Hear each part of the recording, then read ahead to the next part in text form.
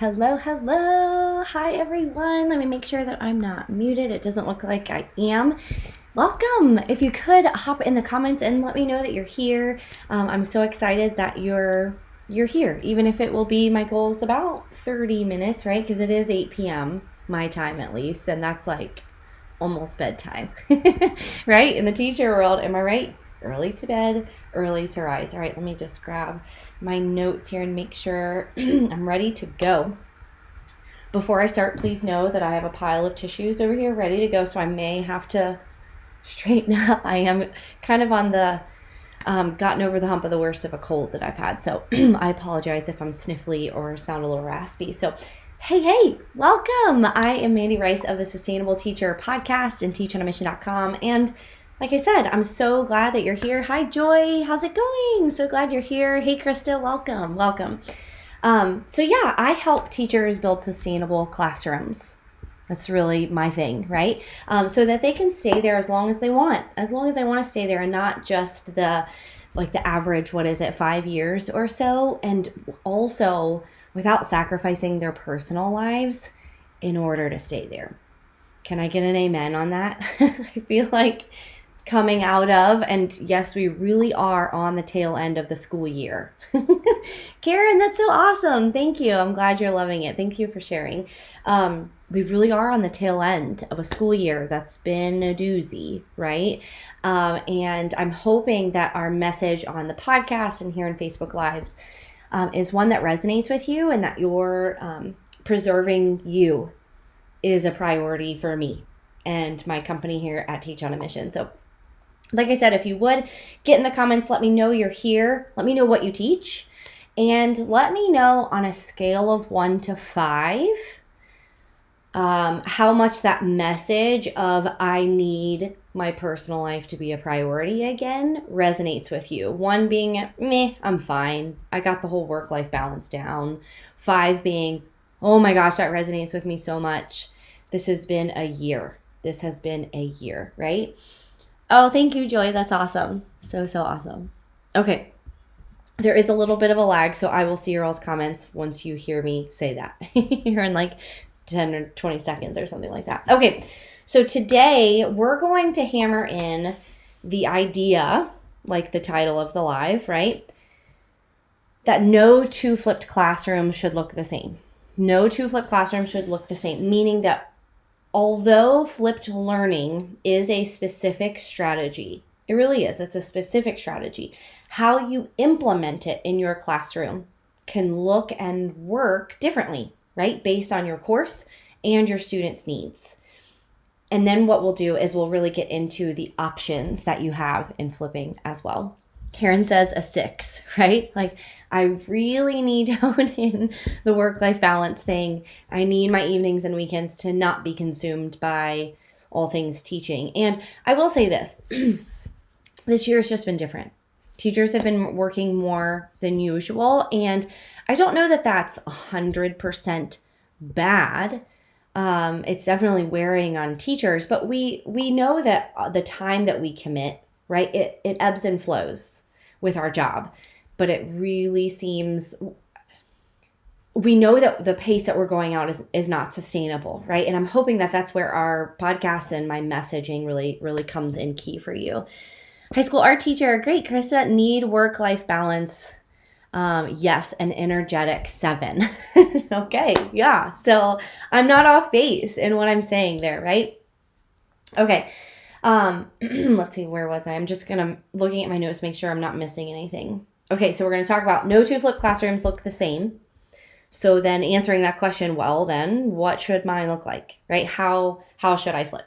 All right, I chose this topic today because oftentimes when I've talked about my flipped classroom or really flipping in general, or teachers are asking, how are you making things work? And I share with them how I flipped, right?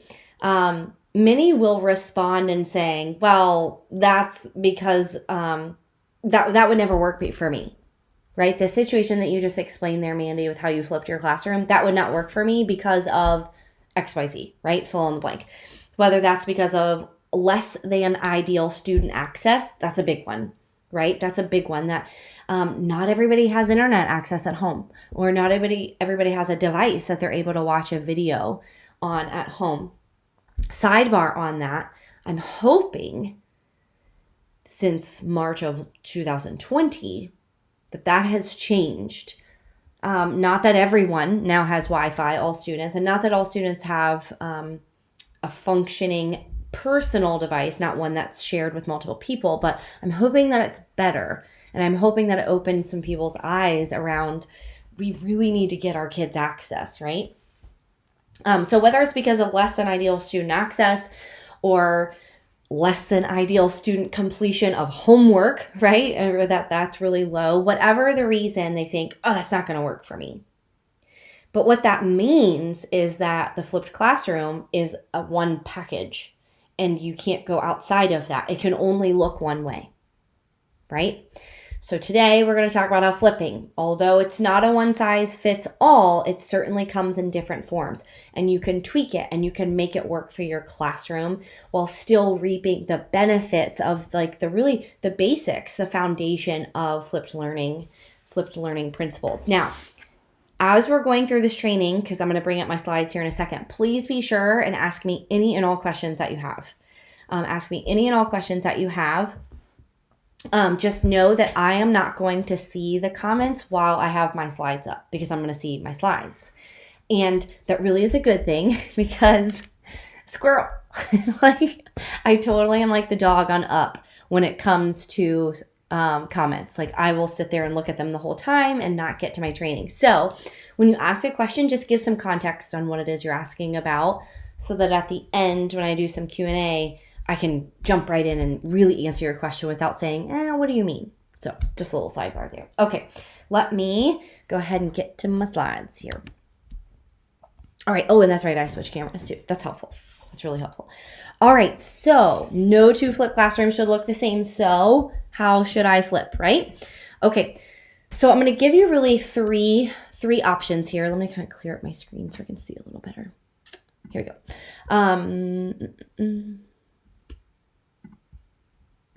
Beautiful. Okay, sorry, that took me a hot second. Okay, I'm going to give you three options, right? So really three big takeaways here. And you may want to take a little notes if you'd like. If not, that's totally fine. You can just sit and kind of absorb and ponder and think. I like that too, especially after a long day at work, which I know many of you have had, right?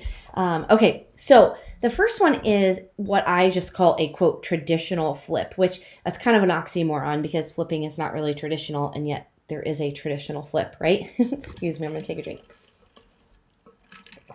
So, but there is a traditional flip, meaning when someone says flip classroom, what is the typical vision that someone has in their mind? And that is that a teacher makes a video or uses someone else's video, because you do have some options there, right? And they assign the video as homework, right? So you're talking about what you're flipping there. And what is traditionally done in class, lecturing, direct instruction, is now put in a video and done at home prior to class. So it's not just that we're flipping where the type of learning takes place, like the sitting and getting the absorbing and the initial delivery of content is now at home. It's also flipping the time. Homework is not now after the lesson.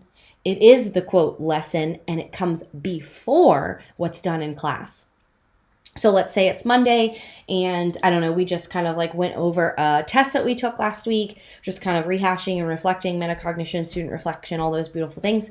And now we're going to get into the next unit. So tonight's homework is the first set of video notes. You got to have that done tonight before you come into class tomorrow. And then we'll dive deep into the topics and the content that you learned about in the video. And remember, what this really does is take the harder parts of learning. Think higher up Bloom's taxonomy, right? The harder parts of learning, like the practice problems, the application, the synthesis, the comparing, and all of those things. It puts the harder parts of learning in class, in the presence of you, in the presence of their classmates, which builds this beautiful atmosphere and culture in your classroom that welcomes messiness, right? Like the learning process is messy. Kids make mistakes, and somehow we have it ingrained in us and our kids that mistakes are bad. And yet they make them, let's say in a traditional classroom at home, and they don't know about it until like 8 to 12 hours after they made the mistake. And now it's really retroactive in getting them to correct those mistakes. In the flipped classroom, you're there when they're making the mistake. You can see why they're making the mistake, and you can stop them right in their tracks and help them work through that in the correct way. Okay, so that is the traditional flip. What a lot of teachers hear there is, it's homework. The videos are assigned as homework outside of class. And although that is exactly what I used in my 11th and 12th grade AP psychology class that I taught and flipped, that was the big course that I flipped, meaning the one that I taught the most of, that's not going to work for everybody. It's just not going to work for everyone. But a quick sidebar here, and if you are distracted, I want you to come back to me and hear me when I say this. Just because your students don't have ideal access does not mean that A, you can't flip, and it also does not mean that B, you can't do a traditional flip, whether that's all the time or sometimes. Okay, so, but there's still going to be cases where just assigning homework is not the case. So that is where what I call the in-class flip comes to play. Okay, so the in-class flip is what I did with my on-level 10th grade American history course. And I did it a little bit with like my sociology course, which was an elective, but I didn't really want to lecture very much in that class anyway. So quote, lecture or deliver content. So I kind of shifted that course like at its foundation more so than even just flipping. But anywho, total off topic there.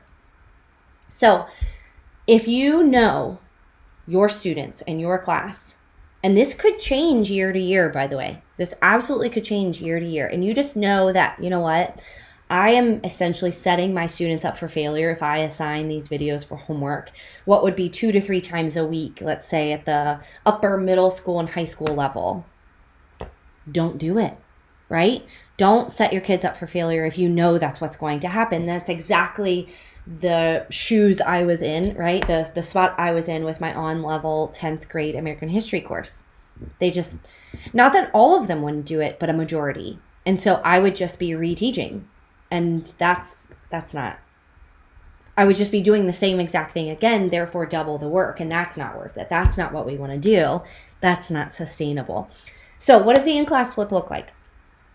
Monday morning, we're starting a new unit, okay? Students walk in, up on the board. I have grabbed the set of notes on the table on your way in. Get out your own device, meaning your Chromebook from the cart, or if you're a one-to-one, get out your Chromebook or tablet or whatever that looks like. Shoot, get out your phone, right? That was totally fine in my class. Not all the time, though. Not all the time. They were on their own device with headphones in. So on your syllabus, a required material has to be headphones every single day. And that is in the traditional flipped classroom too, because you just never know when one of my children might be sick and I have to be out and you're going to watch notes in class instead of doing it for homework, right? So that we're not getting behind and you're still getting the content from me. Holy win. Hashtag teacher win, right? So yeah, that's a little like sidebar tip that I have for you, which is probably one that you're thinking as a lot of schools are going from hybrid to full week or from remote to hybrid and kind of switching that, what that looks like, and even preparing for next year to be different, right? Depending on what your schedule looks like this year. Headphones are an absolute must. Absolute must. Okay, so they come in and they take the notes in class. I like to do it right at the beginning of class. And I made sure that my videos were, here's a big one, no longer than 10 minutes. And that was with a 10th grade on-level course. Did they go over sometimes? Yes, they totally did. And then we only did kind of that structure where they walked in and took notes from a video 3 times a week often, but I tried to keep it to 2. So Like I said, on that Monday, come and grab the notes. They sit down on their own device because that means they get to go at their own pace. I can't hit that home enough because I've seen teachers who have worked with me before, heard me in a Facebook Live, much like this training, and then they just put it up on the board and project it that way. That is a huge don't in the flipped classroom world because you should be standing up there delivering that content then, right? A student can't pause you and rewind you and go at their own pace if it's projected. But if it's on their own device, they can. So students would finish in 10 minutes, which I didn't recommend, and I would then talk to them about you should be taking longer, or 20 minutes, or even 30 minutes. But they got to go at their own pace, and when they were finished, they had the next task ready and waiting for them, which oftentimes was independent or small group focused, right? And was also was responsive to the formative assessment they took at the end of the video. Okay, so the in-class flip offers tons and tons of benefits, just like the traditional flip, right? You don't get necessarily as much time as you do in the traditional flip, but the traditional flip just isn't going to work for some. So the in-class flip is absolutely an option, and it's still incredibly beneficial, and here's why. The 10 to 20 minutes that your students are going to be watching a video, let's say 2 times a week, is time that you get to sit down and actually meet with a student who's been absent. And you actually get to look them in the face when they ask you, hey, what have we been doing? What have I missed?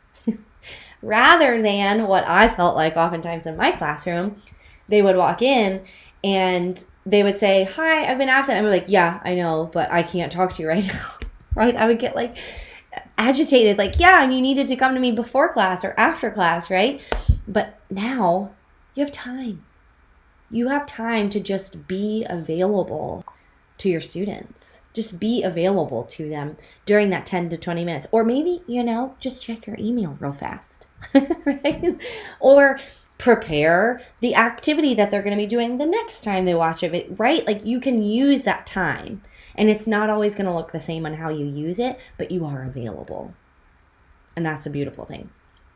Okay, so we've talked about the traditional flip, talked about the in-class flip. The last option, and I meant to mention this at the beginning, for my friends who are here and they are lower elementary, even upper elementary, and even some middle through high school, this is still an option for you.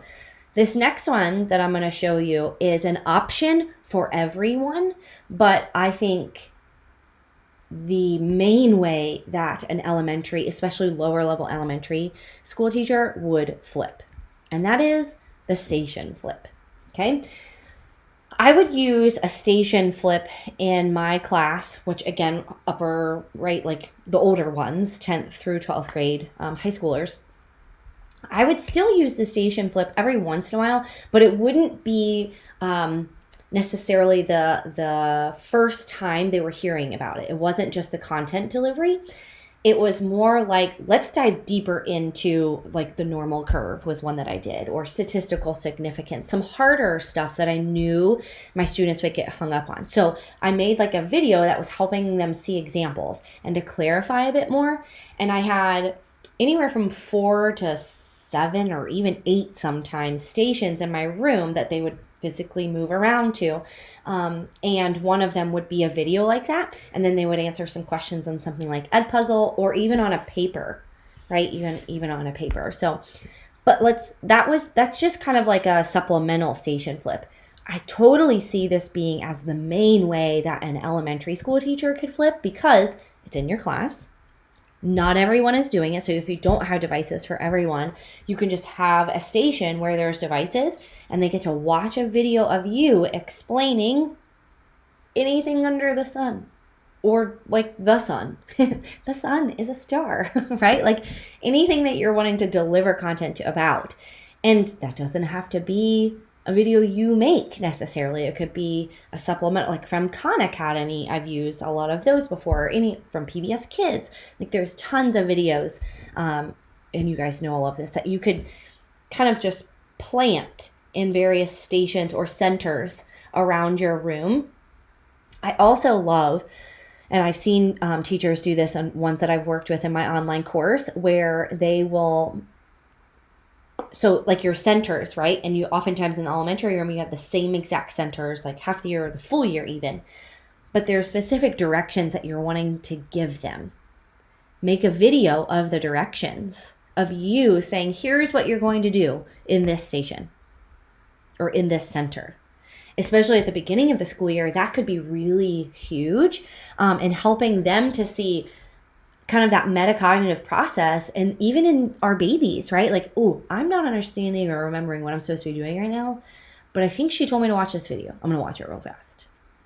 That could be really, really cool.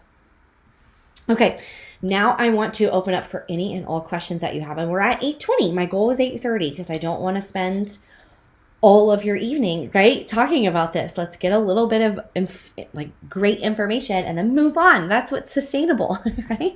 Okay, so go ahead and start plugging your questions into the comments if you could. But something that I want to tell you about is, if you want to know more about these types of flipping, and if you really want to know, well, is flipping a good fit for me?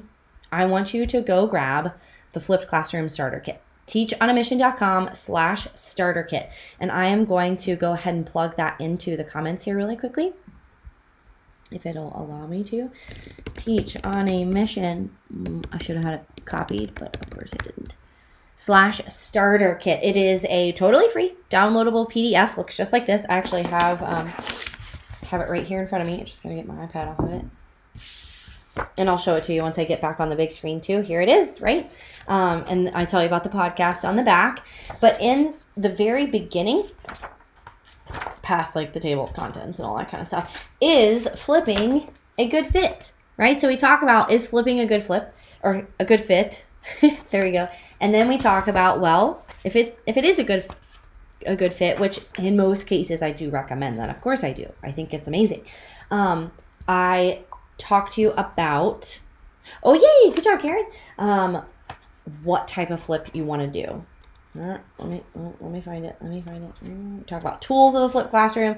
Talk about Flipped Classroom video, and then the timing of your videos, which is where we talk about traditional flip, in-class flip, stations or centers flip, and then there's another one. There's another one that I didn't get to talk about tonight, so be sure and go and check that out. Here, let me show you the front cover. Here we go. teachonamission.com/starter kit. And what I'll do is come back here so I can show you in person. Love this little guy. I made this. Like, this is my baby. I made this, right? Have you ever made something for your classroom? You're like, I did that. And it's wonderful. That's how I feel about this. Okay. I want to see your questions. So please hop in. Give me any and all questions that you have, and let's chat for a few minutes here. Joy, I found some earbuds. Oh, awesome. I bought in bulk for 59 cents each. What? I've been using this. Each class has a large envelope, okay? When a student needs them, they get their earbuds. Names on plastic bags are on there. That's awesome. And you gave us a link. Look at you go. Oh, and they're on Amazon. Woo! That's amazing. Thank you, Joy. That is so awesome. I did find some earbuds, and I only had a few pair, and they quickly walked off. Not that I'm trying to be like, kids are going to steal them. No, not necessarily. What I'm saying is Joy is super prepared with like names and baggies and all of that, whereas I was very retroactive, like, oh, I need to get earbuds, and I bought them like the first week of school and didn't get them labeled or anything like that. So yeah. Karen, oh, that's so fun. I've been following for a while now, but have been so hesitant to fully flip. Okay, let's talk about this. This spring semester, because of this new normal, right? I went for it. Woo! However, I want to share what happened to get your thoughts, feedback. At first, I felt compelled to go over. Oh, yes. Thank you so much for sharing this. To go over and basically reteach what was in the homework videos the night before, right? But the look on my in-person kids' faces said it all. I was wasting their time. I'm like jolly about that, because yes, that's what we want them to do. The kids who did it, right? The kids who did it, as you say. So the next few days, I just did the application activity. No reteaching. And some kids were lost. But in a few days, a student actually said they prioritized my homework because they knew they'd be lost. I need a microphone. Karen, here's your mic drop. That is so amazing. Thank you so much for sharing that. I want to like copy and paste this. How do I do this? I need to like get a picture of that comment like right now. This is so awesome. Okay. Here's what I'm seeing about this. Give me just a hot second here. Yep. 11 comments. Oh, I want to silence myself. Here we go. Here we go. I need to get a picture of that comment, Karen. That's so awesome. Okay, but here's what I'm hearing you say. You let natural consequences just happen. You didn't, and I'm assuming here, maybe you did have to kind of respond to some students and make them come in and watch it or watch it in class, whatever. But for the most part, what I'm hearing you say in that comment is that kids realized they were lost, knew they needed to do the homework if they wanted to invest and do well, and therefore did it on their own. And it was because, here's the kicker, are you ready? It was because you did less. Wham, bam, thank you, ma'am. It was because you did less. You didn't teach it in the video and then reteach it. So amazing. Now, that doesn't mean that at the beginning of class you can't do like a quick recap or here's the top 3. Right? Like of course you can. And you always want to be asking, what are the questions you have? What didn't you get? Right? Cautioning, making sure to proceed with caution there that the students don't all like make sure that they ask about everything and then you're essentially just reteaching it, right? It's a fine line to walk though, but you got this. Oh, that is just so awesome. Thank you so much for sharing that. Okay, Krista, when describing the high school assessment done after the notes videos, was it basically an open note assessment? That's a good question, Krista. Yes. Pretty much. And I was fine with that because what that meant was, if a student didn't just know the answer, which that's what we really want them to do. We wanted them to just know it because they just listened to it. They would figure that out. Like, do you know it or not? Is it in your brain or is it on your paper? And that's a conversation that you can be having with kids. But that B, even if it's not in their brain and it's on the paper, that's still a win because it's reinforcing the fact that they are using their notes as a living, breathing document, as a part of the process of their learning, as a part of their learning process. So the formative assessment, yes, was open note.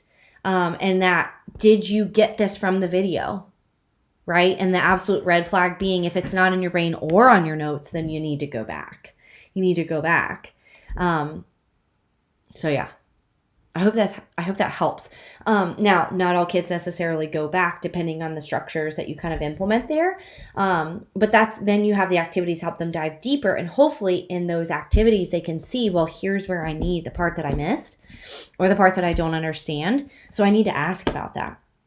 I need to figure that out because here's where it is in the notes. It's saying this, and I need to use that part of my notes for this activity here, but I'm not able to get it from here to here. Like that's tricky, right? And normally in a traditional classroom, we are having them do that process of getting it from the notes and getting it onto an activity of some sort. We're normally having them do that at home. That's hard. That is so hard. But now they're doing it in your class. Now they're doing it in your class and you'll see it. You'll see them, for the most part, not able to get it from the video to the activity in the way that you're wanting them to. And hopefully they ask about it.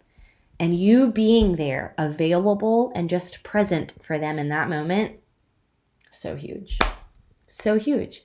You truly get to step into the role as a guide. I was going to say teacher, but you're always a teacher, right? As someone who is teaching them in the process of learning specific to this content and not just the beholder of all knowledge and the only way that students can learn things. You get to be kind of an expert in learning and helping them to advocate for themselves. If you can't tell, I get really passionate about this kind of stuff. Get really passionate about this kind of stuff. I love that question, Krista. Thank you. All right. Oh, it is 8:29. It is time to go. So again, guys, I want to pop here to show you this, teachonamission.com/starter kit to grab this starter kit. You're going to love it. And then I have lots of fun things coming up in the future. I'm going to be going live same time, same place next Wednesday as well. I actually will be getting back from our maiden voyage in the camper. I'm going to be storying about it on Instagram and Facebook tomorrow probably, because that's what my life is right now, is getting ready for a big camping trip. But anywho, next week, going live. I forget the topic, but I will be posting about it, and I hope that you can make it. Oh, Karen says, my few days of success were few. Okay, it wasn't sustainable, and I ran out of steam for flipping. So I know this is the strategy to use, but I feel like I'd need an extra 24 hours each day to prepare. You don't, and I'll help you with that. I guess I need your formula. I really need your formula. So funny. I really like what you're saying right now, but being there for that application of the content, or about being there for the application of the content to the activities. Yes, that's really what it's about. Yeah. And I do have a formula. I absolutely do. So stick around and we will get there. But Karen, maybe this year it doesn't happen, but next year it absolutely could. And that new normal we're talking about, right? Okay.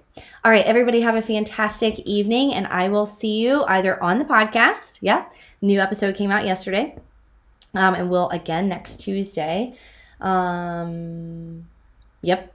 Sorry, I was just looking at my calendar to see when the next episode. It's always on a Tuesday. And I'll see you next Wednesday for our next Facebook Live. Bye, guys. Have a good night.